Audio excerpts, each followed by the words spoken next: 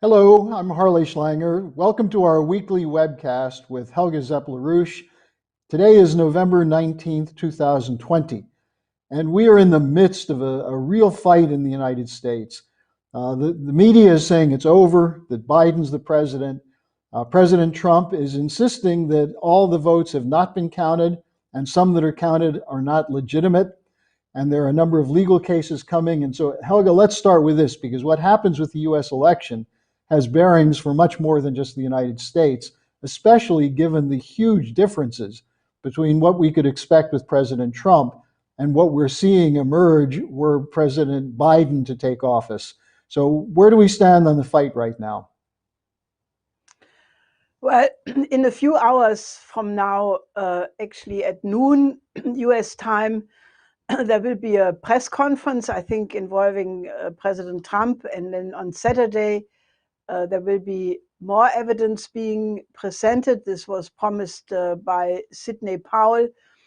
Now, I think that there is a very, very good chance that, the material which Sidney Powell, who is now the sort of the lead person in the legal team of President Trump and apparently much more effective than Giuliani, she has claimed that, they have evidence to prove that there will be evidence to support the idea that there was a landslide victory of Trump of 80 million votes, that, that this will be absolutely sufficient to overturn the election. Now, if you look at the pattern, I mean, first of all, the scandal around these voting machines, Smartmatic and the Dominion voting machines, these are now becoming very scandalous. It turns out these were used all over the place. There were only a handful of countries in Europe and in Texas which refused to use them because it was clear that they can manipulate the vote, but they have been used all over the place. Now, Sidney Powell is demanding that Gina Haspel, the present director of the CIA, should be immediately fired because she says there is no way how the CIA did not know about the manipulation of all of these elections around the world. And I think that's the real significance of what's going on in the United States right now, because if you can manipulate the vote inside the United States, there is no more freedom, there is no democracy, no human rights, and all these values of the West, so-called, will go out of the window. On the other side, if you can overturn the most massive attempt to first, manipulate the result of 2016 with Russiagate, with the impeachment, and now with the vote fraud, or what looks like the vote fraud, then, this is an issue for the whole world. The question is, does the voter, does the individual citizen mean anything, or are the financial elites who run these machines according to their interest, are they so much in power, that you actually are talking about coming world dictatorship? So the issue is absolutely big. Now, if you look at it, Sidney Powell also said that they have evidence to prove that in every single swing of the so-called swing states, there was massive manipulation. In Georgia, for example, they find new votes by the day of, a couple of thousand votes. You have the situation in Michigan where, obviously there were two GOP Republican members of the voting commission, election commission, who first said they could not certify the election because of irregularities. Then they obviously came under massive pressure. They withdrew their statement, and now they have reinstated it. It is an unbelievable situation. And, I think, the significance of this is enormous. One of the issues that was raised by Sidney Powell is the company Smartmatic, which has on its board some very controversial figures, one of whom is now on the Biden transition team. The other one is Lord Malloch-Brown. Tell people a little bit about Malloch-Brown, because if there were ever a conflict of interest of anti-Trump people running the voting machine companies, this is it, huh? Well, we have been covering the activities of Lord Malloch-Brown since more than 30 years. He is a key player together with George Soros. He is the president of of the Smartmatic, and he obviously, is part of the absolute machine which has been involved in the effort of color revolutions, not only in the United States, but now also in the United States. So this is directly the hand of the British. I mean, if you want to have a clearer a sign, it is all there for everybody to see. And I think one of the other things, Donald Trump fired this character, Chris Krebs, who put together the so-called Homeland security operation. And one of the interesting things is that when this first came out, Bloomberg News ran a story basically saying that hedge funds, equity funds, are the gatekeepers of democracy because they're the ones who funded Smartmatic. This is not a wild conspiracy story. I mean, it's all borne out by the evidence. Now, we also have the presence of the censorship machine trying to keep this story out. Zuckerberg was before the Senate. This is really a highly coordinated operation, isn't it? Yeah, I mean, there is an effort right now to, I mean, Zuckerberg in this hearing in the Senate was bragging how many posts he has basically nullified, and basically they want to keep any reporting about the vote fraud out of the social media. They already did that with the major TV stations where they interrupted Trump himself. But I don't think that this can be suppressed because there is now a growing awareness that this is taking place. For example, President Duterte from the Philippines said that this was attempted in his country, and I think that this is I think this vote fraud has been done internationally in so many countries that it has the potential to really create an international backlash, because once people realize how much fraud has been going on, maybe this is the drop which brings the the barrel to overflow, or the hair which breaks the camel's back. Well, we've had a whole series of events which have included Bill Binney and Kirk Wiebe, two NSA whistleblowers, very prominent people who have been pointing to the role of the tech companies, the NSA, this whole security state apparatus, which was deployed against President Trump in Russiagate. And many of the same actors are involved in the vote fraud question. But we're now making a proposal to President Trump, which I'd like you to discuss, because the idea that we could bring back, that there could be a pardon issued to Edward Snowden and Julian Assange would bring the right questions to the fore, wouldn't it? Yes, let me just say one word about Kirk Wiebe and Bill Binney, who really turn out to be absolute heroes. Not only did they leave the NSA after they discovered that the NSA knew ahead of time of 9/11 and did not act to prevent it. They became whistleblowers at that point, and they have been a voice of truth ever since.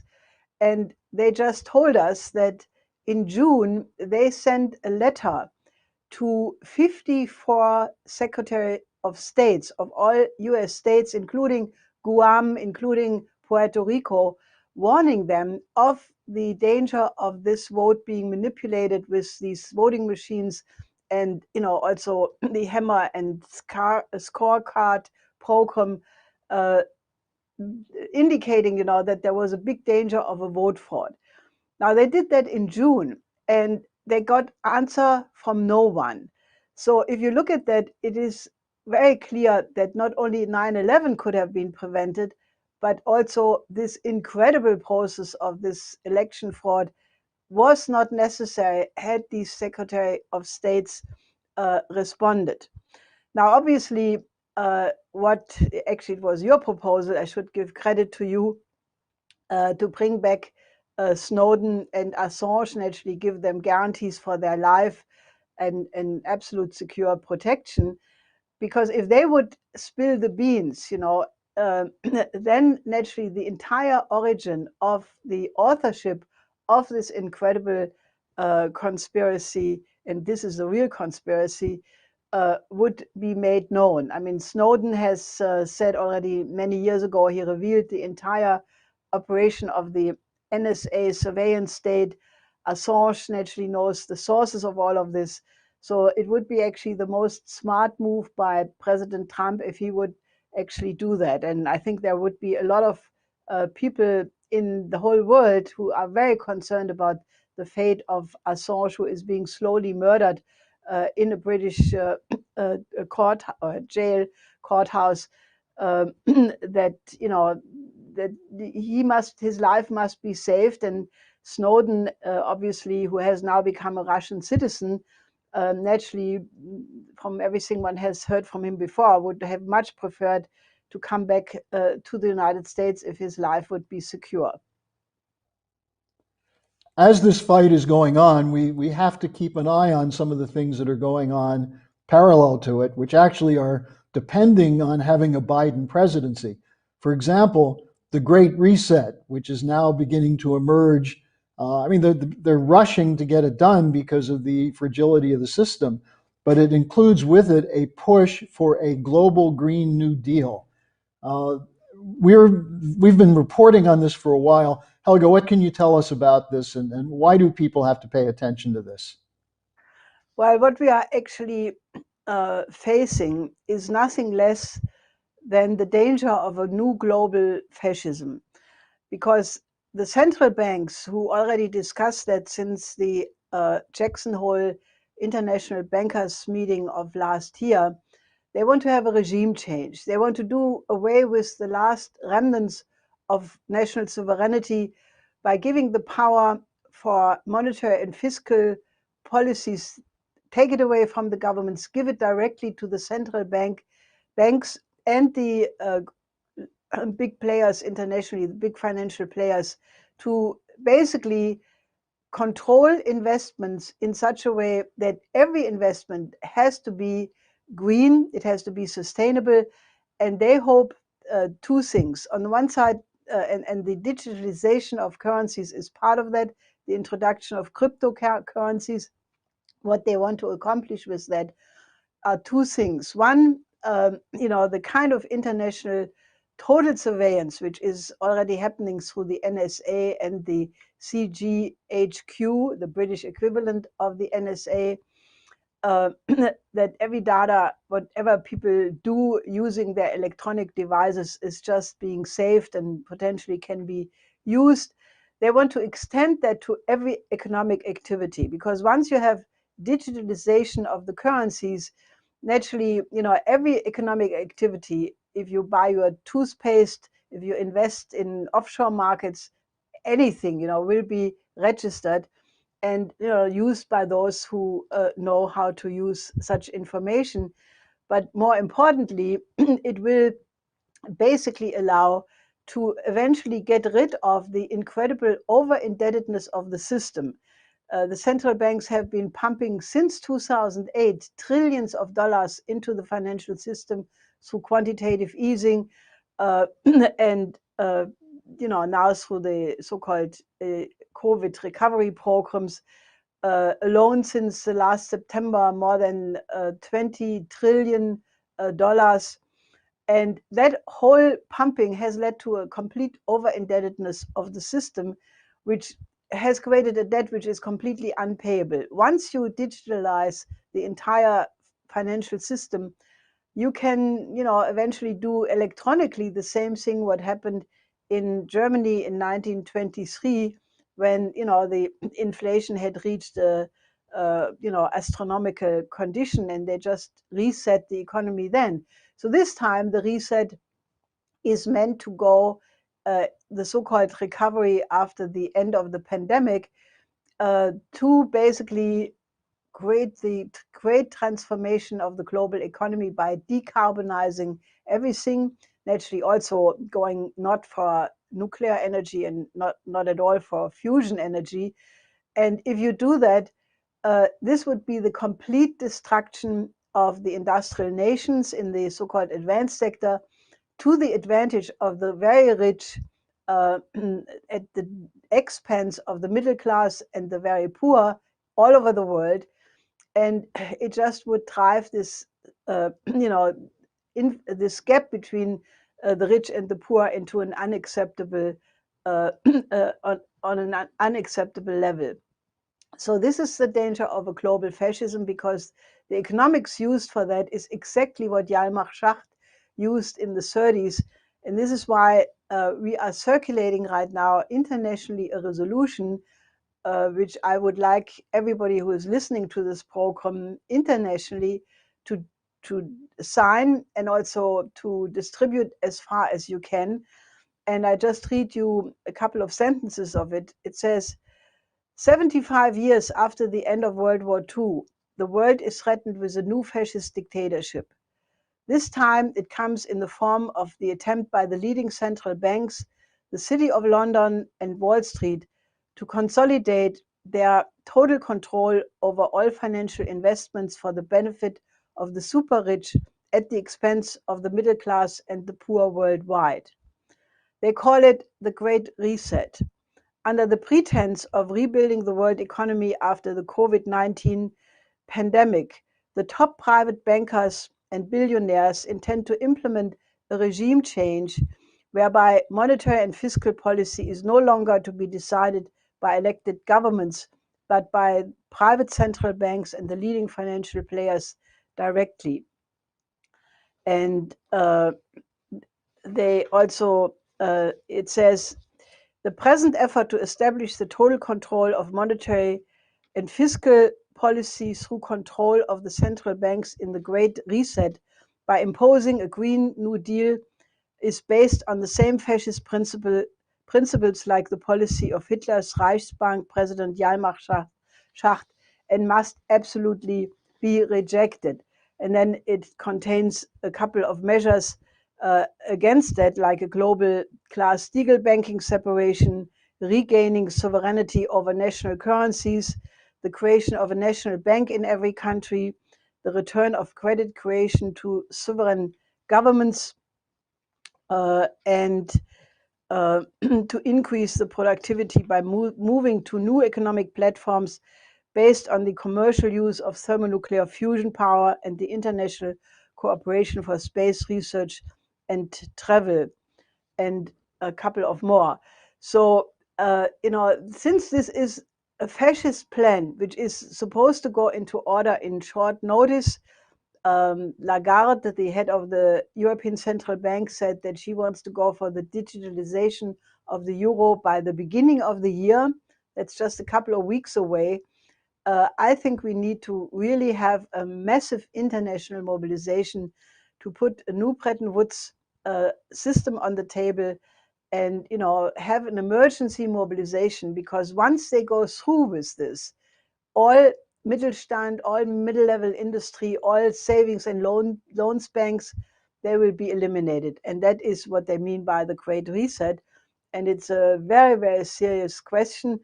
And you have to understand that that is behind the absolute furor with which they try to get rid of President Trump, because he has rejected these globalist schemes, stands in the way. So you should all really get involved in this campaign, because it's a wake-up call for the whole world.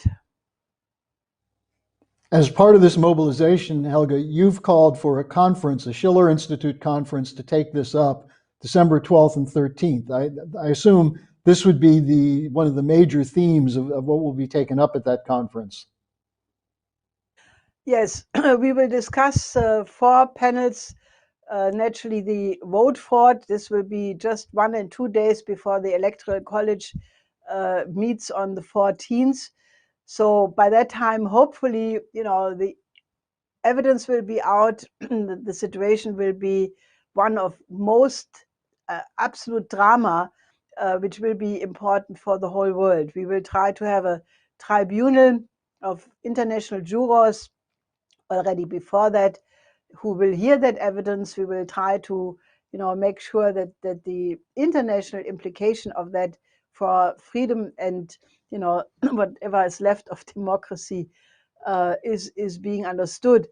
Then naturally we will talk about the absolute need to have a new international security architecture, a new credit system, and then also the other question which we will address there is the incredible situation. Not only is the COVID pandemic still raving, actually it's really out of control in many countries in Europe and the United States, despite the fact that, the very hopeful news are that there are now two vaccines already, one from Pfizer and BioNTech, which is a Mainz firm. And I'm very proud to say that this is a German firm working with Pfizer, which is always suppressed in the United States. They only talk about Pfizer, but this was a joint project involving this very creative firm in Mainz, and then a second vaccine by another firm called Moderna.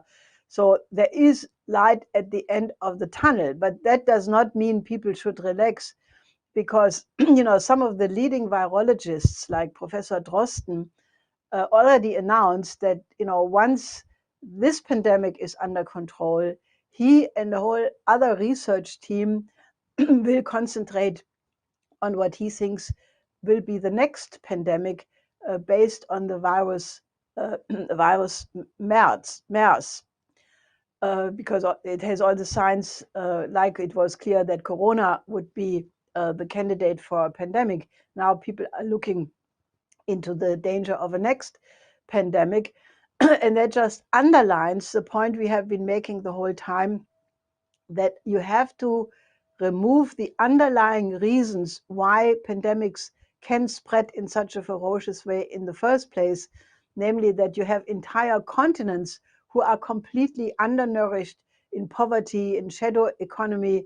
And that is a situation where the World Food Program, David Beasley, the head of it, has called repeatedly that there is a danger of 30 million more people dying of famine in the next several months, and 260 million next year if there is no change.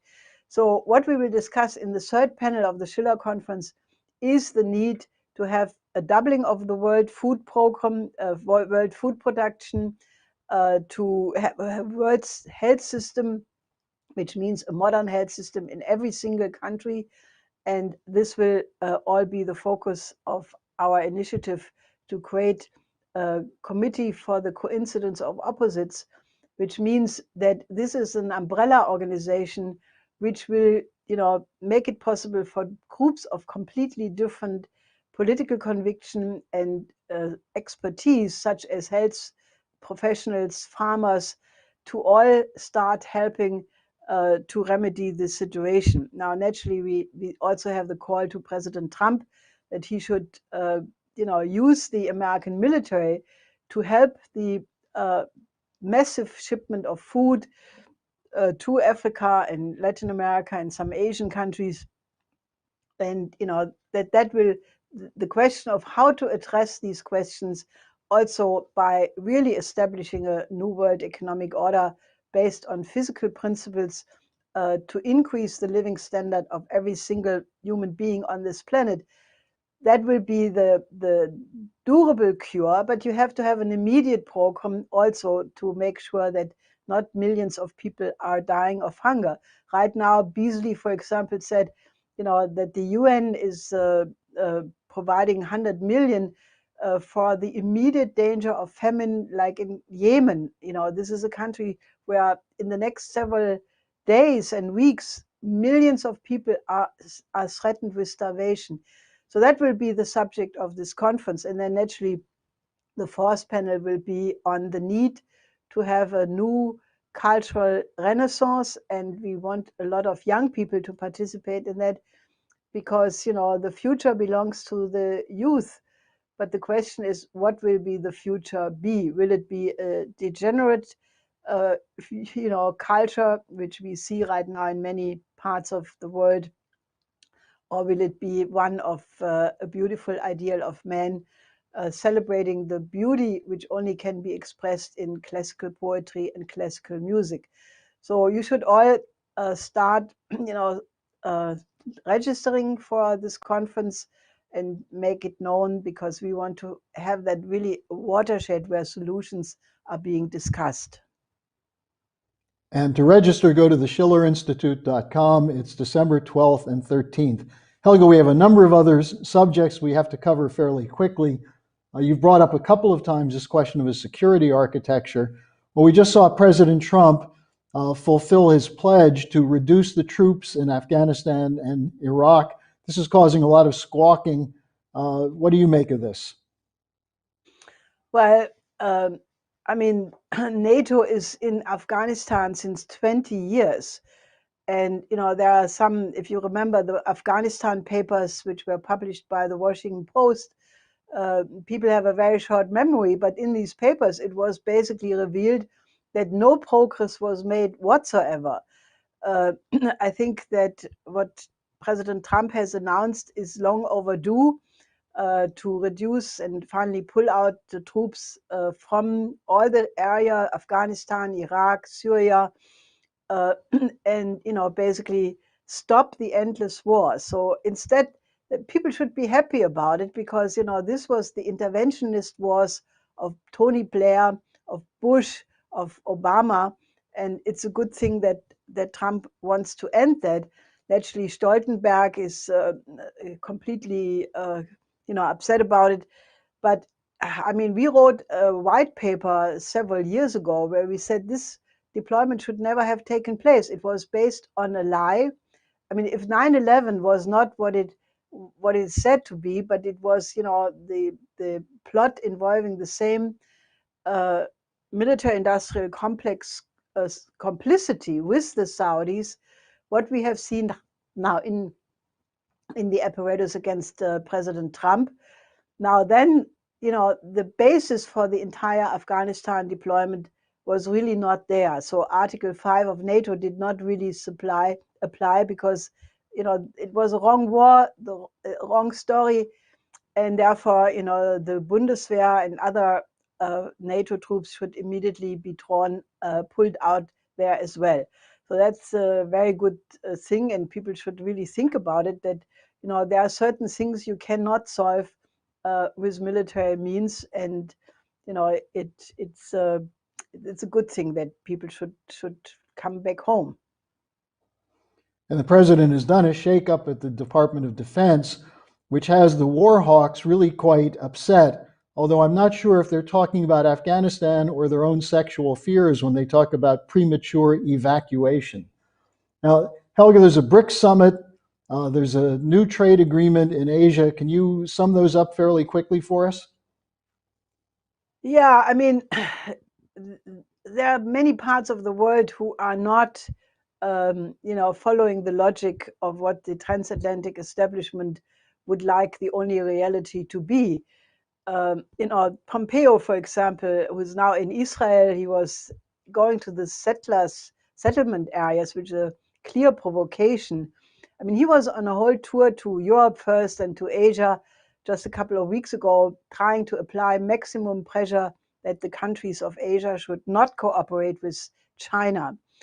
Now, only a few weeks later, these same countries, including Japan, South Korea, and Australia, signed the Regional Cooperation Economic Agreement, which is a free trade zone involving all of these countries, who obviously find it in their interest to cooperate with China and not follow Pompeo's pressure.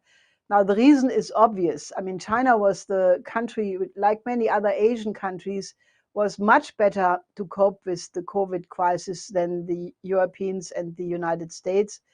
They could bring the COVID crisis under control very quickly. And as a result, China is now the only major country which has a growth rate of several percent for this year, while everybody else has collapse rates of about 10%. So China is clearly the locomotive of the world economy, and it's in the interest of all the neighbors to cooperate with that locomotive.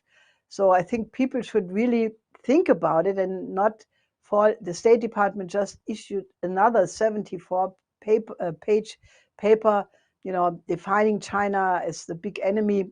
But, I think this is really something which absolutely should be overcome, because the problems of the world are so big that we have to move to a new paradigm of international cooperation, that we should overcome the idea that the world is a zero-sum game, and that you have to have cooperation instead of confrontation, because we are sitting still on a powder keg. I mean, the US Air Force is just beefing up their stealth bomber fleet to 220 from previously, I think, 75. They all will be equipped with nuclear weapons. This is all increasing the danger of even an accidental nuclear war. And the Russians and the Chinese are very concerned that the global missile defense system is also aimed at the illusion. I think that this will never work, but the illusion that you can deliver first strikes on any country and then knock out the counter strike by these missile defense systems, which, given the fact that Russia has developed a whole new system or category of systems, hypersonic weapons, highly maneuverable interballistic or long-range missiles, so that the whole concept of global missile defense does not work any longer. So I just say this, because we are not yet out of the danger zone. And if this election fight in the United States would be not decided in favor of Trump, if you look at first of all, Biden's own record, he has been 50 years in the Senate, and he was more hawkish on several issues than even Obama. So, we would really go into an absolute danger zone. So therefore, you should join our efforts, become active with us, because this is not a time to sit on the fence, but to be part of a historical process which must lead to a new paradigm. And that is, what's really at stake. Well, and you can stay up to date on these stories by going to LaRouchePAC.com. And I'd urge you again to go to the SchillerInstitute.com and sign up for the conference. It's an online conference, 2 days, Saturday and Sunday, the 12th and 13th of December. So Helga, that's, I think, what we have time for today. Thanks for joining us, and I'll see you again next week. Till next week.